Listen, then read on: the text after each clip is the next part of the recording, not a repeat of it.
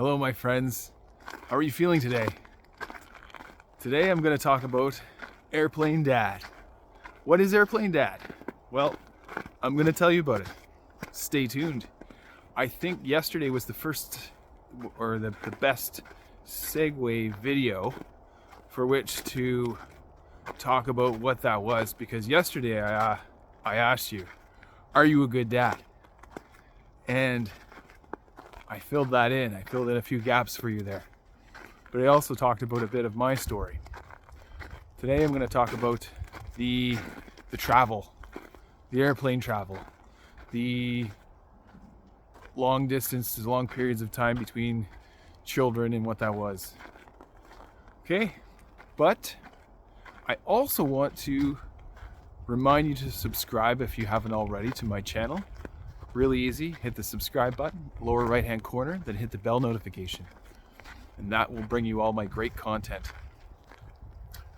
Airplane Dad. Well, I became a long distance father and I needed to get right with who I was. So I moved east from the west. And when I moved east, I settled in the wonderful city of Halifax for a while to get right with myself, to learn how to be a man, learn how to be a father again, and all those things I didn't know I was doing at the time, but I was trying to figure it out. I was looking to figure it out. And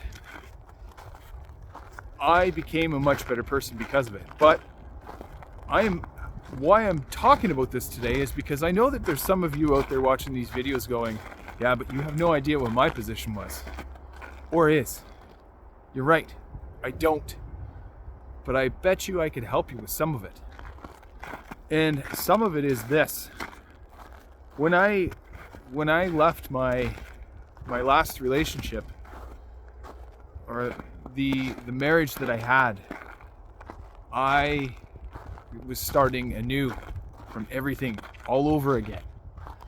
And that meant going back to my family in the East to bring about some refresh, reset, reboot, start at ground zero, really.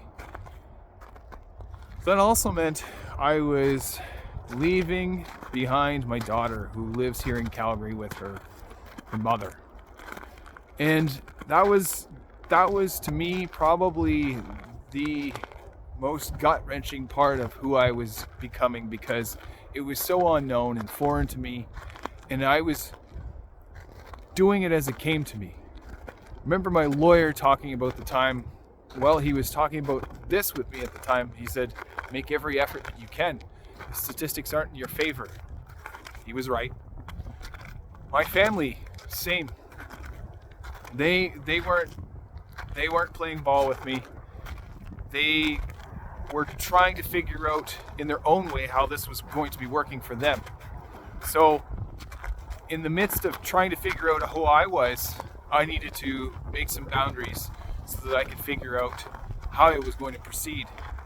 So yes, it was good to be able to get back to try and get with family so that they could help me regulate my new norm and my emotions. I also had to do it on my own. I also had to figure that out as a dad, as a father, as a man on my own. And it was tough. But I managed. I managed, and I'm telling you,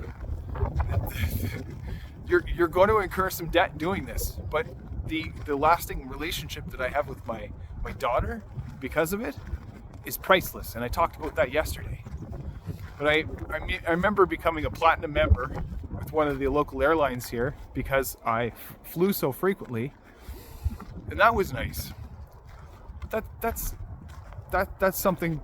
That's a perk. But what it was committing to my daughter for 9-10 days every month for more than a year, 14 months. And no matter what it took, no matter how much energy it took from me, I did it.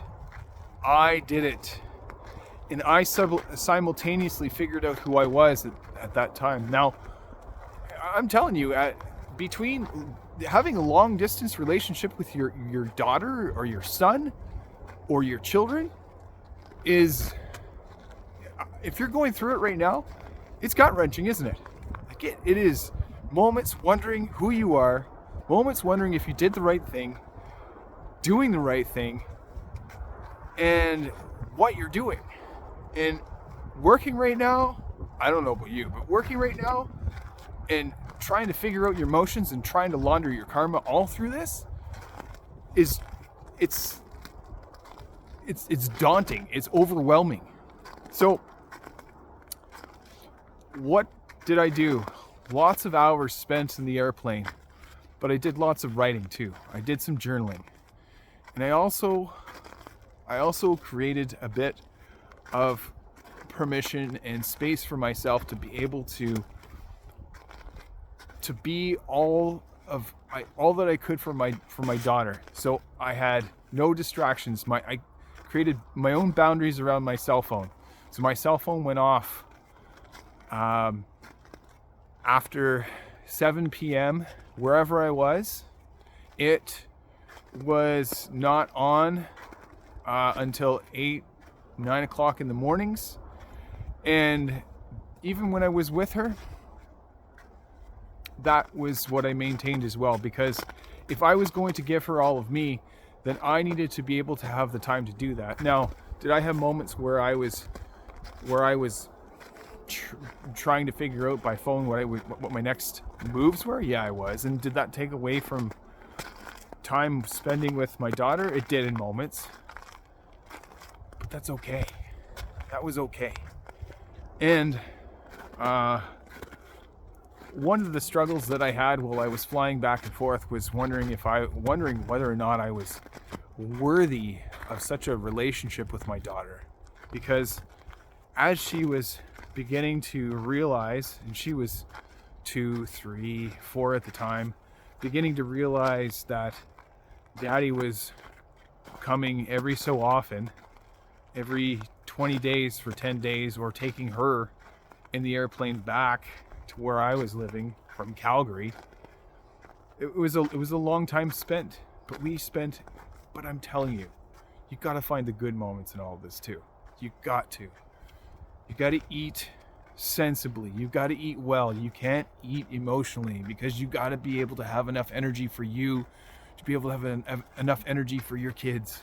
I had to have enough energy for my daughter. So at the time I was vegetarian. And yeah, I know there's lots of discussion around which diets you need to have, but what it did for me was it refined my taste, refined my palate, and it helped me understand what good foods were. So I started learning that at the same time. That's a lot, right? And you're going, well, how did you find the energy to do that when you were not eating meat?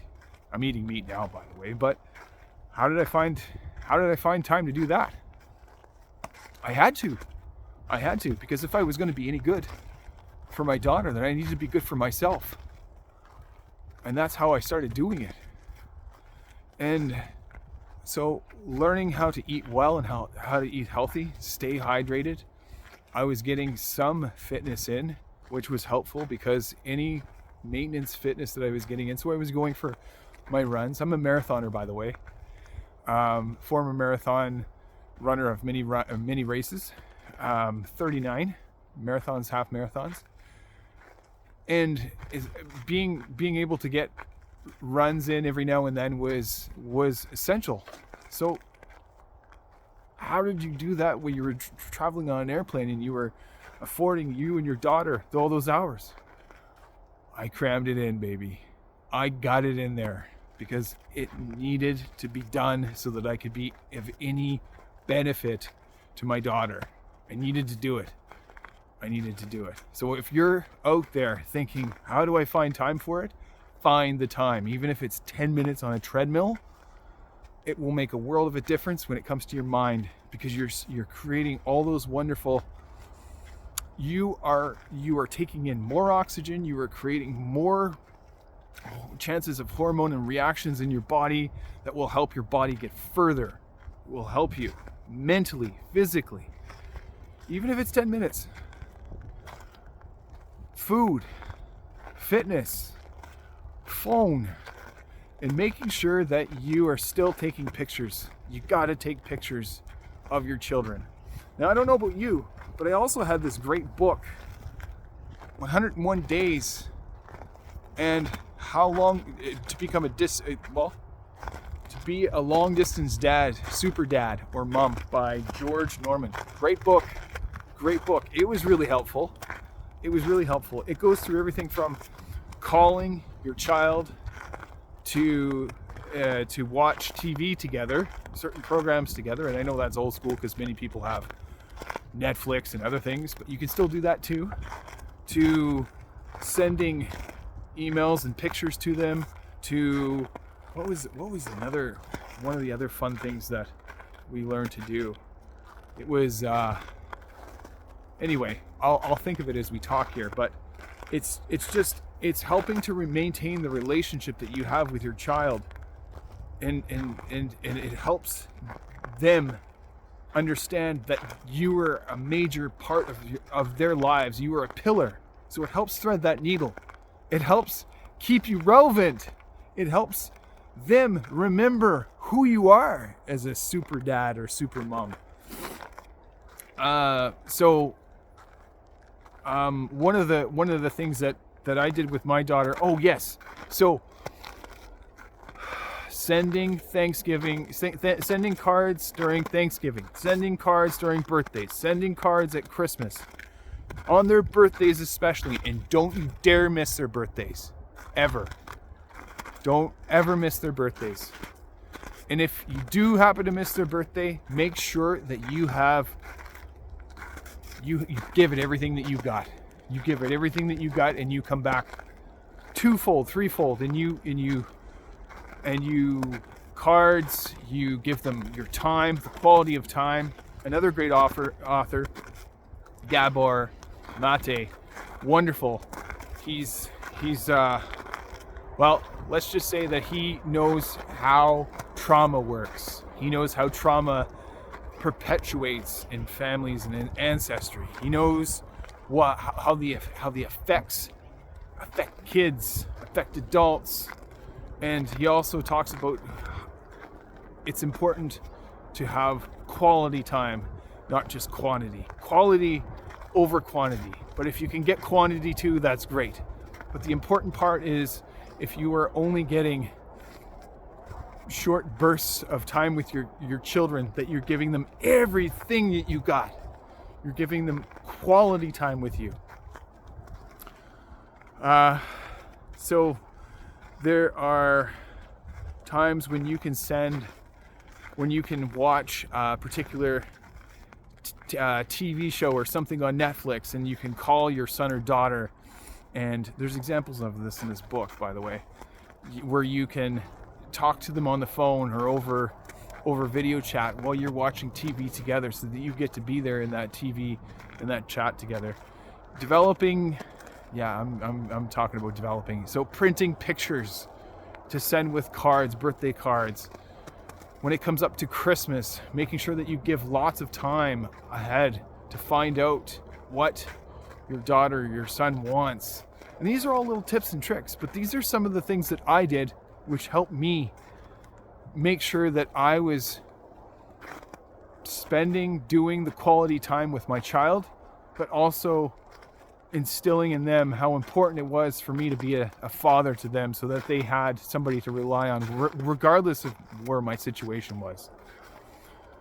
So Airplane Dad did not crash land. Airplane Dad took off and only ascended and became a better man, a better dad.